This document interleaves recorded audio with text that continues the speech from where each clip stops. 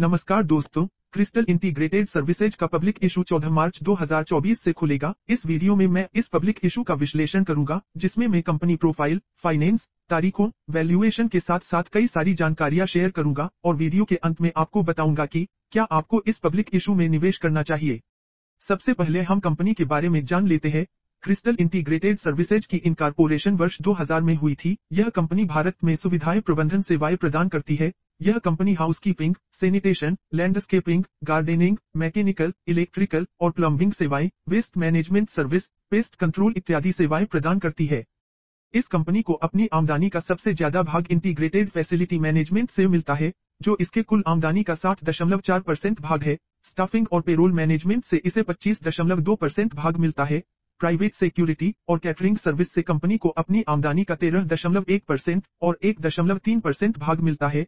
इस कंपनी ने स्वास्थ्य देखभाल, शिक्षा, लोक प्रशासन, हवाई अड्डे, रेलवे, मेट्रो रेल, नगर पालिका इत्यादि सेक्टर में अपनी सेवाएं प्रदान की है। वित्त वर्ष 2022-23 के लिए कंपनी ने भारत में 16 राज्यों और 2 केंद्र शासित प्रदेशों में 2427 स्थानों पर 326 ग्राहकों को अपनी सर्विस प्रदान की है। इसी वर्ष कंपनी को अपनी आमदनी का 73.66% भाग सरकारी कॉन्ट्रैक्ट से मिला है।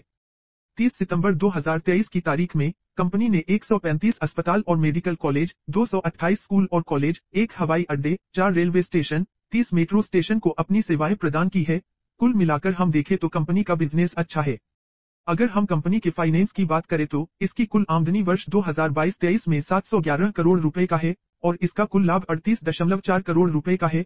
पिछले 2 वर्षों में कंपनी के लाभ में हमें अच्छी तेजी देखने को मिलती है, जो 56% और 46% का था। अप्रैल से सितंबर 2023 के 6 महीने में इसका कुल लाभ 20.6 करोड़ रुपए का हो गया है, जो काफी बढ़िया है।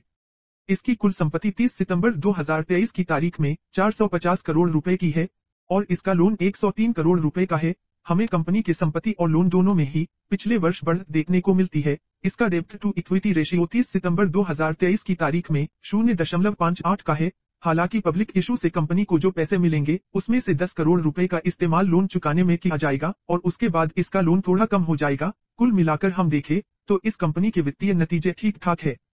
क्रिस्टल इंटीग्रेटेड सर्विसेज जैसी कई सारी कंपनी पहले से ही शेयर बाजार में लिस्टेड है, जिसमें Quess Corp limited, SIS limited और अपडेटर सर्विसेज लिमिटेड शामिल है। वर्ष 2022-23 की आमदनी की नजर से क्रिस्टल इंटीग्रेटेड इन सभी कंपनी के मुकाबले एक छोटी कंपनी है। इसके आमदनी के अनुसार इसका प्राइस टू अर्निंग रेशियो 26.08 का है, जो SIS लिमिटेड के मुकाबले महंगा है, परंतु दूसरे दोनों कंपनी के मुकाबले सस्ता है। दोस्तों, इस पब्लिक इशू की वैल्यूएशन ठीक ठाक लगाई गई है, जो ना ही तो ज्यादा महंगा है और नहीं सस्ता है। इसका रिटर्न ऑन नेटवर्थ 23.53% का है, जो सभी दूसरी कंपनी के मुकाबले काफी ज्यादा है। दोस्तों, इस पब्लिक इशू की वैल्यूएशन ठीक ठाक लगाई गई है, जो ना ही तो ज्यादा महंगा है और ना ही सस्ता है। यह पब्लिक इशू 14 मार्च से 18 मार्च 2024 तक खुला रहेगा। इसके शेयर की अलॉटमेंट 19 मार्च 2024 को होने वाली है और इसका अलॉटमेंट लिंक इन टाइम की वेबसाइट पर आएगा। पैसे कटने या फिर रिफंड मिलने की तारीख 20 मार्च 2024 की है। इसके शेयर की लिस्टिंग 21 मार्च 2024 को होने वाली है। इस पब्लिक इशू का इशू साइज 300 करोड़ रुपए का रखा गया है, जिसमें 175 करोड़ रुपए के फ्रेश इशू और 125 करोड़ रुपए के ऑफर फॉर सेल शामिल रहेंगे। पब्लिक इशू से कंपनी को जो पैसे मिलेंगे उसमें से 10 करोड़ रुपए का इस्तेमाल लोन चुकाने में किया जाएगा। 100 करोड़ रुपए कार्यशील पूंजी के रूप में इस्तेमाल होगा। 10 करोड़ रुपए से नई मशीनें खरीदे जाएंगे। बाकी का पैसा सामान्य कॉर्पोरेट उद्देश्य और दूसरे काम में चला जाएगा। ऑफर फॉर सेल के 125 करोड़ रुपए कंपनी के प्रोमोटर और सेलिंग शेयर होल्डर के पास चला जाएगा। इसके शेयर की फेस वैल्यू 10 रुपए प्रति शेयर की है।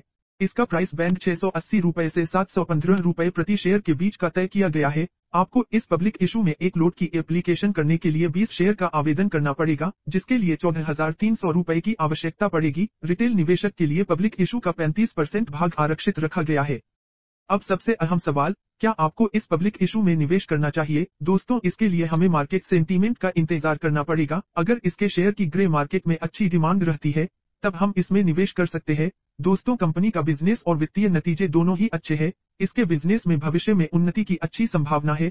इसकी वैल्यूएशन भी ठीक ही लगाई गई है, जहां इसका PE रेशियो 26 के करीब है। इस कंपनी को अपने सरकारी कॉन्ट्रैक्ट के जरिए सालाना आमदनी मिलती रहती है। दोस्तों, यह ना ही तो काफी अच्छा पब्लिक इशू है और ना ही खराब है। आप इसमें लंबे समय के लिए निवेश कर सकते हो, मगर इसमें हमें लिस्टिंग गेन मिलेगा या नहीं, अभी यह कह पाना मुश्किल है।